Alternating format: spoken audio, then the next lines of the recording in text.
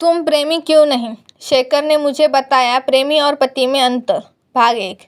शेखर के लिए मन लगाकर चाय बनाई थी, पर बाहर जाने की हड़बड़ी दिखाते हुए एकदम झपट कर उसने प्याला उठा लिया और एक ही घूंट में पी गया। घर से बाहर जाते वक्त लड़ता भी तो नहीं जाता।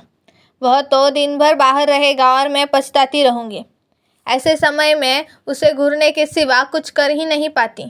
मैं सोचती कितना अजीब है यह शेखर भी, किसी मशीन की तरह नीरस और बेजान। उसके होठों पर कहे कहे देखने के लिए तो आदमी तरस ही जाए। उसका हर काम बटन दबाने की तरह होता है। कई बार तो मारे गुस्से की आंखें भर आती, कभी कभी तो सिसक भी पड़ती, पर कहती उससे कुछ भी नहीं। शादी को अभी 3 साल ही तो गुजरे थे। एक गुड्डी हो गई थी। सुंदर तो मैं पहले ही थी। हाँ, कुछ दुबली सी थी। माँ बनने के बाद वह कसर भी पूरी सी हो गई।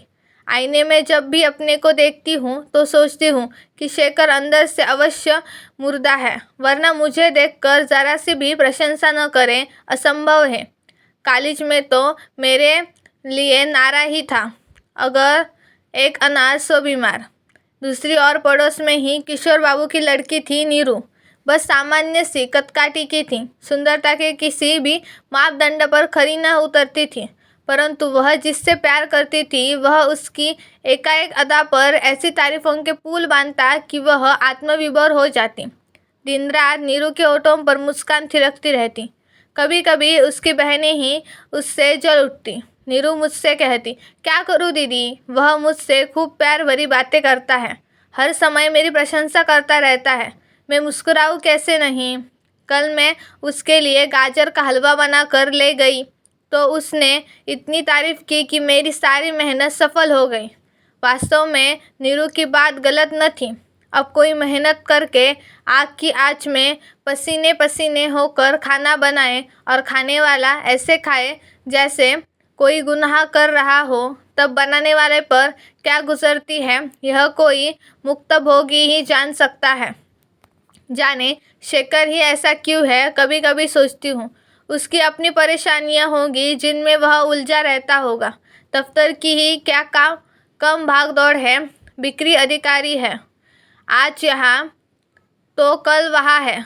आज इस समस्या से उलझ रहा है तो कल किसी दूसरी परेशानी में फंसा है, परंतु फिर यह तर्क भी बेकार लगता है। सोचती हूँ एक शेखर ही तो है, बिक्री अधिकारी नहीं है, हजारों होंगे। क्या सभी अपनी पत्नियों से ऐसा ही व्यवहार करते होंगे?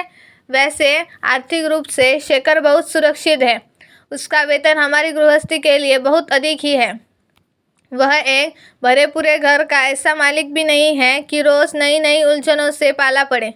परिवार में पति पत्नी के अलावा एक गुड्डी ही तो है। सब कुछ तो है शेखर के पास, बस केवल नहीं है तो उसके होठों पर शब्द और एक प्रेमी अथवा पति का उदार मन। इसके साथ नीरू तो 2 पल भी न रहे। मुझे याद नहीं पड़ता कि कभी शेखर ने मुंह पर मेरे व्यवहार या सुंदरता की तारीफ की हो, मुझ पर कभी मुग्ध और होकर स्वयं हो सहारा हो। अब उस दिन की ही तो बात लो। नीरू ने गहरे पीले रंग की साड़ी पहन ली थी, जो कि उसके काले रंग पर बिल्कुल ही मेल लग रही थी, परंतु रवि जाने किस मिट्टी का बना था कि वह नीरू की प्रशंसा में शेर पर शेर सुनाता रहा। नीरू को तो जैसे खुशी के पंख लग गए थे। वह आते ही मेरी गोद में गिर पड़ी थी। मैंने घबरा कर पूछा, क्या हुआ नीरू, कोई बात हुई? चमक चमक कर भी शेखर को अपनी ओर न खींचा पाया था। एक दिन तो मैंने खीस कर कहा, कमाल है, पूरी कॉलोनी में मेरी पायलों की चर्चा हो रही है, पर तुम्हें यह अभी तक दिखाई ही नहीं दी। शेखर ने चौंक कर कहा, यह वही पायल का सेट है जो पिछले महीने खरीदा था, बिल्कुल चांदी की लग रही है। अब कैसे कहती कि चांदी या पायलों को नहीं? शेखर साहब, मेरे पैरों के बारे में कुछ कहिए। असल बात तो पैरों की तारीफ की है, पर कह न पाई थी। यह भी तो तभी की बात है। नीरू ने भी मेरी पसंद की पायलें खरीदी थी। उन्हें पहनकर वह रवि के पास गई थी।